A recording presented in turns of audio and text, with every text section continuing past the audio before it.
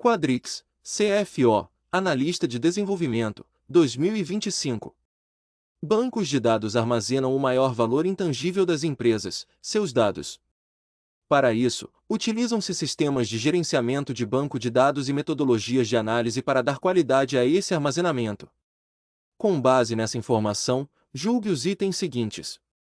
Os bancos de dados relacionais seguem o modelo de tabelas e dependem de chaves primárias e estrangeiras para estabelecer relacionamentos, enquanto bancos no SQL oferecem maior flexibilidade, lidando com dados não estruturados e escalabilidade horizontal. Certo ou errado? A questão aborda a diferença entre bancos de dados relacionais e bancos de dados no SQL, destacando as características principais de cada um. Os bancos de dados relacionais utilizam tabelas e dependem de chaves primárias e estrangeiras para estabelecer relacionamentos. Já os bancos no SQL são conhecidos por sua flexibilidade, capacidade de lidar com dados não estruturados e escalabilidade horizontal. Item correto. O item afirma corretamente que bancos de dados relacionais utilizam tabelas e dependem de chaves primárias e estrangeiras para estabelecer relacionamentos. Além disso, descreve com precisão que bancos no SQL oferecem maior flexibilidade, lidam com dados não estruturados e são escaláveis horizontalmente. A afirmação está correta, pois os bancos de dados relacionais, como o MySQL e o PostgreSQL, utilizam um modelo de tabelas e chaves para gerenciar relacionamentos entre dados. Por outro lado, bancos de dados no SQL, como MongoDB e Cassandra, são projetados para lidar com grandes volumes de dados não estruturados e oferecem escalabilidade horizontal, permitindo que o sistema cresça adicionando mais servidores. Bancos de dados relacionais são baseados no modelo relacional de F. COD, que utiliza tabelas para representar dados e suas relações. Chaves primárias identificam unicamente cada registro em uma tabela, enquanto chaves estrangeiras estabelecem relações entre tabelas. Bancos no SQL, por sua vez, são uma categoria de sistemas de gerenciamento de banco de dados que não seguem o modelo relacional tradicional. Eles são projetados para lidar com dados não estruturados e oferecem escalabilidade horizontal, o que significa que podem ser expandidos facilmente adicionando mais máquinas ao sistema. Quadrix, CFO, Analista de Desenvolvimento, 2025. O modelo ER é uma abstração de alto nível que representa dados como entidades, atributos e relacionamentos, facilitando o design lógico do banco de dados. Certo ou errado? A questão aborda o conceito de modelo entidade-relacionamento, ER, que é uma ferramenta de modelagem de dados utilizada para representar a estrutura lógica de um banco de dados. O modelo ER é uma abstração de alto nível que utiliza entidades, atributos e relacionamentos para facilitar o design lógico do banco de dados. A questão pede para julgar a veracidade da afirmação sobre o modelo ER. Item correto. O item afirma que o modelo ER é uma abstração de alto nível que representa dados como entidades, atributos e relacionamentos, facilitando o design lógico do banco de dados. Esta afirmação está correta, pois o modelo ER é amplamente utilizado na fase de design de banco de dados para criar uma representação conceitual dos dados que serão armazenados. O modelo ER é uma técnica de modelagem de dados que fornece uma representação visual dos dados e suas inter-relações. Ele é usado para criar um esquema conceitual que pode ser posteriormente transformado em um esquema lógico e físico. As entidades representam objetos do mundo real, os atributos descrevem propriedades desses objetos, e os relacionamentos mostram como as entidades estão conectadas. O modelo entidade-relacionamento, ER, é uma ferramenta de modelagem de dados que permite a representação de dados de forma abstrata e de alto nível. Ele utiliza entidades para representar objetos do mundo real, atributos para descrever as propriedades desses objetos, e relacionamentos para mostrar como as entidades estão conectadas entre si. Essa abordagem facilita o design lógico do banco de dados, pois fornece uma visão clara e organizada dos dados e suas inter-relações, permitindo uma transição mais eficiente para o modelo lógico e físico do banco de dados. Quadrix, CFO, Analista de Desenvolvimento, 2025. A construção de um software começa com seu projeto, fase em que são definidas sua arquitetura, suas estruturas, programas e dados, e a escola da metodologia a ser adotada. Com base nessa informação, julgue os itens seguintes. O teste de caixa preta é eficaz para verificar erros de implementação ou falhas lógicas no código, pois examina os processos internos do sistema e a estrutura do código. Certo ou errado? A questão aborda o conceito de teste de caixa preta no contexto de desenvolvimento de software. O teste de caixa preta é uma técnica de teste de software que foca nas entradas e saídas do sistema, sem considerar o funcionamento interno do código. A questão afirma que o teste de caixa preta é eficaz para verificar erros de implementação ou falhas lógicas no código, o que está incorreto, pois essa técnica não examina os processos internos do sistema ou a estrutura do código. Item errado. O item afirma que o teste de caixa preta é eficaz para verificar erros de implementação ou falhas lógicas no código, examinando os processos internos do sistema e a estrutura do código.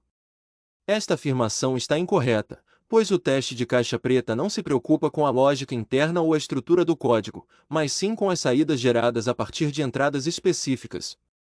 O teste de caixa preta é uma técnica de teste de software que se concentra nas funcionalidades do software, verificando se as saídas estão corretas para as entradas dadas, sem considerar como essas saídas são produzidas internamente.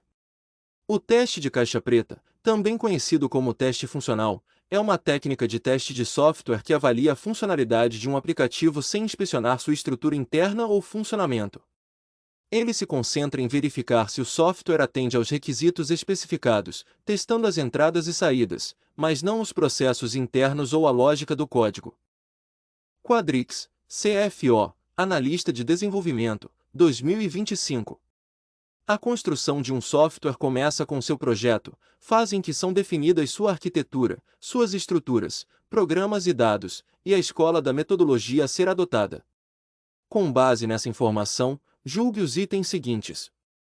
O debugging é um processo que só é realizado quando o código falha em passar pelos testes, e não tem utilidade durante o desenvolvimento inicial do software, em que o foco acontece na implementação das funcionalidades. Certo ou errado? A questão aborda o processo de desenvolvimento de software, especificamente a fase de debugging, que é o processo de identificar e corrigir erros no código. O enunciado sugere que o debugging só é realizado quando o código falha nos testes e não tem utilidade durante o desenvolvimento inicial. Item errado. O item afirma que o debugging só é realizado quando o código falha em passar pelos testes e não é útil durante o desenvolvimento inicial.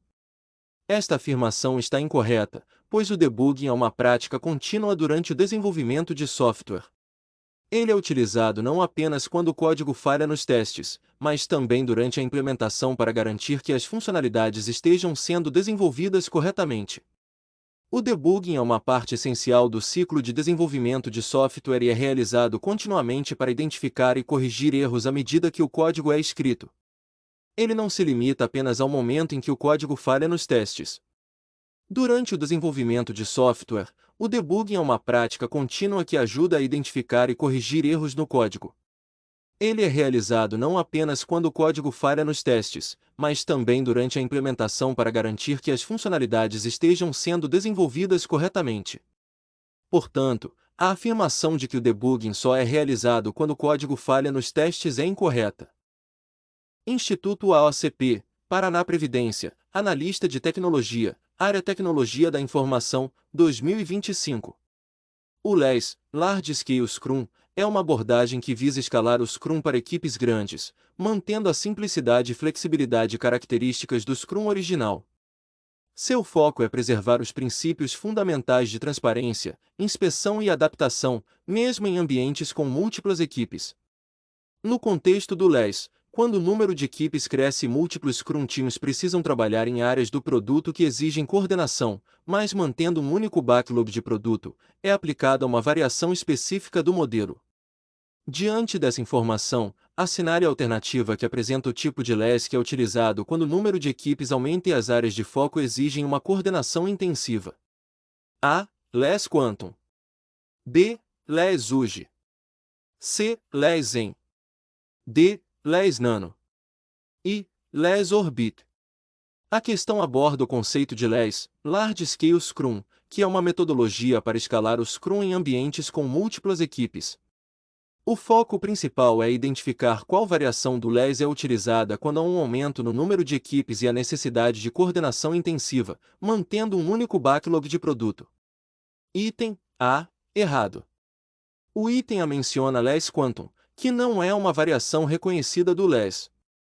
Portanto, errado. LES Quantum não é uma terminologia oficial dentro das variações do LES. O LES possui duas variações principais, LES e LES UGE. LES Quantum não é uma delas. Item B. Correto. O item B menciona LES UGE, que é a variação correta do LES utilizada quando o número de equipes aumenta significativamente e há necessidade de coordenação intensiva. LES UGE é aplicado em contextos onde há mais de 8 equipes, exigindo uma estrutura mais complexa de coordenação. LES UGE é uma extensão do LES para grandes organizações, permitindo a coordenação de várias equipes em um único backlog de produto. Item C. Errado. O item C menciona LES EN, que não é uma variação reconhecida do LES. Portanto, errado. LES EN não é uma terminologia oficial dentro das variações do LES. O LES possui duas variações principais, LES e LES UGE. LES EN não é uma delas. Item D. Errado. O item D menciona LES Nano, que não é uma variação reconhecida do LES. Portanto, errado. LES Nano não é uma terminologia oficial dentro das variações do LES. O LES possui duas variações principais, LES e LES UGE. LES Nano não é uma delas. Item E. Errado. O item menciona LES Orbit, que não é uma variação reconhecida do LES. Portanto, errado. LES Orbit não é uma terminologia oficial dentro das variações do LES. O LES possui duas variações principais, LES e LES UGE. LES Orbit não é uma delas. Instituto AOCP, Paraná Previdência, Analista de Tecnologia, Área Tecnologia da Informação, 2025. A Paraná Previdência está planejando o desenvolvimento de um novo sistema para otimizar os processos de concessão de benefícios previdenciários e para compreender melhor as reais necessidades dos usuários finais. Um analista de tecnologia da informação foi designado para passar 2 semanas no setor de atendimento ao público, observando a interação entre os funcionários e os beneficiários. Durante esse período, ele vivenciou a rotina diária, analisou as dificuldades enfrentadas pelos atendentes, identificou práticas não documentadas e observou interações informais que influenciam o fluxo de trabalho. Com base nessa experiência imersiva, o analista conseguiu identificar necessidades implícitas e peculiaridades do ambiente de trabalho que não haviam sido mencionadas nas reuniões iniciais com os stakeholders. Considerando a situação descrita, assinale a alternativa que apresenta a técnica de elicitação de requisitos empregada pelo analista. A. Etnografia. B. Brainstorming. C. Prototipagem. D. Storyboard. E. Entrevista. A questão aborda a identificação da técnica de elicitação de requisitos utilizada por um analista de tecnologia da informação no contexto de desenvolvimento de um sistema para a Paraná Previdência. O foco principal é identificar a técnica correta com base na descrição das atividades realizadas pelo analista, que incluem observação direta e imersão no ambiente de trabalho. Item A. Correto. A técnica de etnografia é caracterizada pela observação participante, onde o analista se insere no ambiente de trabalho para compreender as interações e práticas cotidianas. No contexto da questão, o analista passou 2 semanas no setor de atendimento ao público, observando e vivenciando a rotina, o que é típico da abordagem etnográfica. Esta técnica é eficaz para identificar necessidades implícitas e práticas não documentadas, conforme descrito no enunciado. Portanto, correto. A etnografia é uma técnica de pesquisa qualitativa que envolve a observação direta e a imersão no ambiente de estudo para compreender as práticas sociais e culturais dos participantes. A etnografia é amplamente utilizada em estudos de sistemas de informação para capturar as interações humanas e as dinâmicas de trabalho que não são facilmente documentadas em entrevistas ou questionários. Item B. Errado. O brainstorming é uma técnica de geração de ideias em grupo, onde os participantes contribuem com sugestões de forma livre e espontânea. No entanto, a questão descreve uma situação de observação e imersão, não de geração de ideias em grupo. Portanto, errado. Item C. Errado. A prototipagem envolve a criação de modelos ou simulações de um sistema para explorar ideias e obter feedback dos usuários. A questão não menciona a criação de protótipos, mas sim a observação do ambiente de trabalho, o que não corresponde à técnica de prototipagem. Portanto, errado. Item D. Errado. O storyboard é uma técnica que utiliza uma sequência de ilustrações ou imagens para representar o fluxo de interação de um sistema. A questão não descreve o uso de ilustrações ou representações visuais, mas sim a observação direta do ambiente de trabalho. Portanto, errado. Item E. Errado. A entrevista é uma técnica de coleta de dados que envolve perguntas diretas aos participantes para obter informações. A questão descreve uma situação de observação e imersão, sem menção a entrevistas formais. Portanto, errado. CESP-Sebrasp, PCDF, Gestor de Apoio, Área, Analista de Informática Desenvolvimento de Sistemas. 2025. Julgue os próximos itens, a respeito da arquitetura hexagonal e da autenticação única, Single Sign-On. O IDP, Identity Provider, realiza a autenticação transmitindo credenciais em texto para os provedores de serviço, utilizando o Basic Authentication, e mantendo sessões armazenadas em cachês centralizados. Certo ou errado? A questão aborda conceitos relacionados à autenticação única, Single Sign-On, e ao papel do Identity Provider, IDP, nesse processo. Especificamente, a questão afirma que o IDP realiza autenticação transmitindo credenciais em texto para os provedores de serviço, utilizando Basic Authentication, e mantendo sessões armazenadas em cachês centralizados. Item errado. O item afirma que o IDP transmite credenciais em texto para os provedores de serviço utilizando Basic Authentication. No entanto, essa prática não é segura e não é a forma como os sistemas de autenticação única modernos operam. Em vez disso, o IDP geralmente utiliza protocolos mais seguros, como são OAuth ou OpenID Connect, que não transmitem credenciais em texto e utilizam tokens para autenticação e autorização. Além disso, a afirmação sobre manter sessões em cachês centralizados não é uma prática padrão ou recomendada devido a questões de segurança e escalabilidade.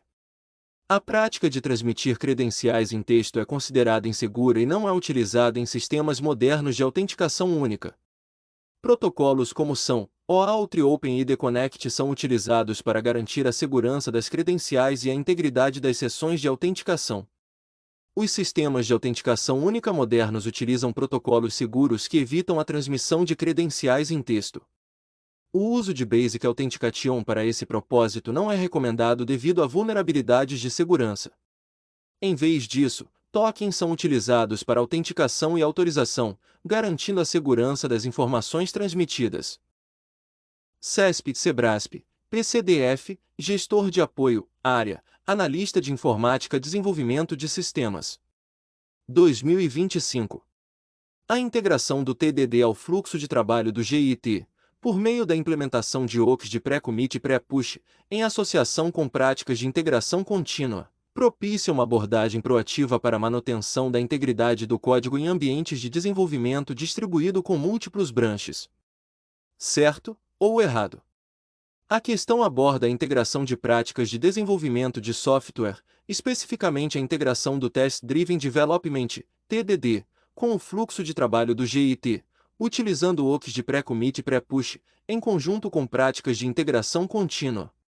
O objetivo é verificar se essa abordagem é proativa para a manutenção da integridade do código em ambientes de desenvolvimento distribuído com múltiplos branches. Análise dos itens, item correto.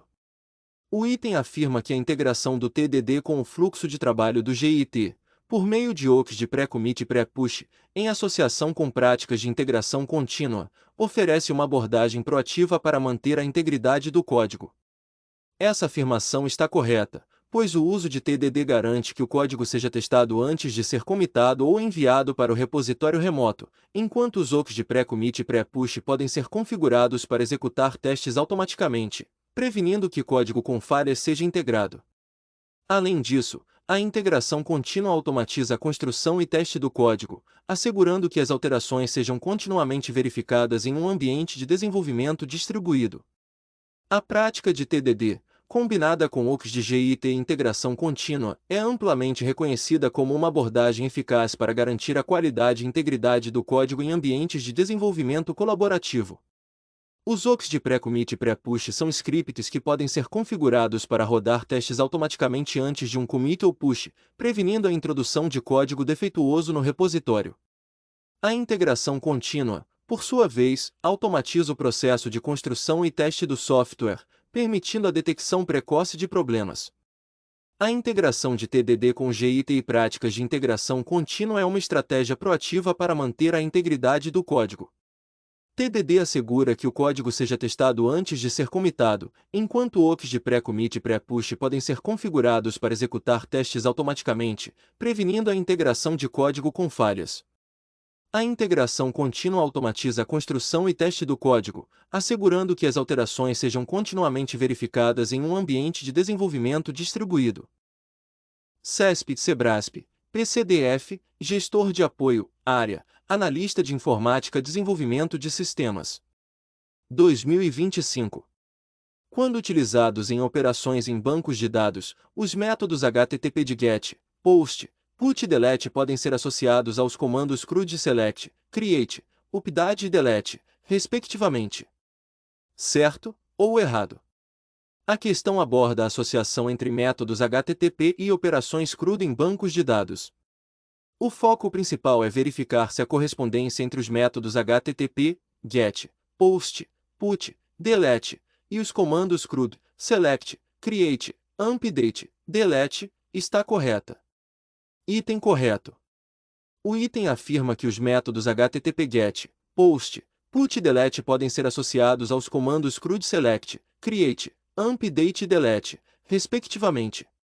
Esta associação está correta, pois cada método HTTP tem uma correspondência direta com as operações CRUD. GET é usado para recuperar dados, SELECT, POST para criar novos dados, CREATE, PUT para atualizar dados existentes, UPDATE, e DELETE para remover dados, DELETE. A correspondência entre métodos HTTP e operações CRUD é uma prática comum em APIs RESTful. GET é utilizado para obter dados, POST para criar novos registros, PUT para atualizar registros existentes e DELETE para remover registros. GET SELECT, usado para recuperar dados de um servidor. POST CREATE, usado para enviar dados ao servidor para criar um novo recurso. PUT UPDATE, usado para enviar dados ao servidor para atualizar um recurso existente. DELETE, usado para remover um recurso do servidor. CESP/CEBRASP, PCDF, Gestor de Apoio, Área, Analista de Informática Desenvolvimento de Sistemas. 2025. Considerando conceitos e aplicações do DevOps no contexto das metodologias ágeis, julgue os itens a seguir. A cultura da escalabilidade horizontal e vertical das aplicações insere-se na adoção de práticas seguras no DevOps, pois a detecção de vulnerabilidades em ambientes ágeis de entrega contínua, como o Kanban e o XP, é aprimorada. Certo ou errado? A questão aborda a relação entre a cultura de escalabilidade das aplicações e a adoção de práticas seguras no contexto do DevOps, especialmente em ambientes ágeis de entrega contínua como Kanban e XP. O foco principal é verificar se a escalabilidade está diretamente ligada à detecção de vulnerabilidades nesses ambientes. Item errado. O item afirma que a cultura de escalabilidade horizontal e vertical das aplicações está inserida na adoção de práticas seguras no DevOps, melhorando a detecção de vulnerabilidades em ambientes ágeis. No entanto, a escalabilidade, por si só, não está diretamente relacionada à segurança ou à detecção de vulnerabilidades. A escalabilidade refere-se à capacidade de um sistema de lidar com um aumento de carga, enquanto a segurança e a detecção de vulnerabilidade são abordadas por práticas específicas de segurança e ferramentas de monitoramento. A escalabilidade é uma característica de design de sistemas que permite que eles cresçam em capacidade e desempenho. No contexto de DevOps, práticas seguras envolvem a integração de segurança ao longo do ciclo de vida do desenvolvimento de software, mas isso não está diretamente relacionado à escalabilidade. A escalabilidade horizontal e vertical refere-se à capacidade de um sistema de aumentar sua capacidade de processamento e armazenamento, respectivamente, adicionando mais recursos. No entanto, práticas seguras no DevOps, como a integração contínua de segurança, DevSecOps, são necessárias para a detecção e mitigação de vulnerabilidades, e não estão diretamente ligadas à escalabilidade.